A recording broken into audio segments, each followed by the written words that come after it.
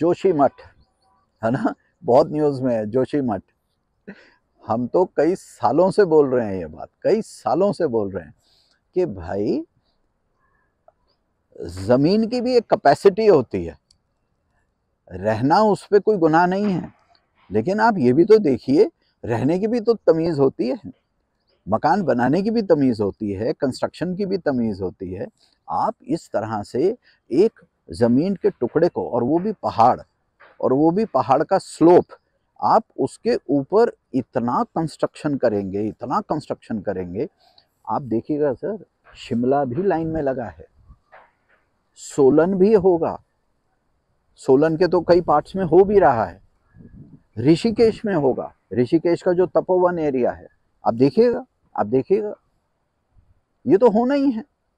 ये तो अब एडमिनिस्ट्रेशन को सोचना है, सिविल सोसाइटी को सोचना है, जो वहाँ पर लोकल रेजिडेंट्स हैं, जो पंचायतें हैं, जो ग्रामीण क्षेत्र है, शहरी क्षेत्र है, टूरिज्म बोर्ड्स हैं स्पेशली, क्योंकि सबसे ज़्यादा आघात जो होगा वो वहाँ की इकोनॉमी पे होगा, वो वहाँ की टूरिज्म पे होगा। लोग डरेंगे, हमारे जैसे तो फिर भी चले जाएंगे, क्योंकि हम तो उसको स्टडी करना चाहेंगे कि अच्छा अगर जोशीमठ, मैं अभी जाऊंगा भी वहाँ पे, क्योंकि अगर जोशीमठ का इतना पढ़ रहे हैं कि ऐसे हो गया वैसे, बहुत साल हो गए, हम 20 साल पहले जोशीमठ गए थे, तो अब मैं जाऊंगा वहाँ पे।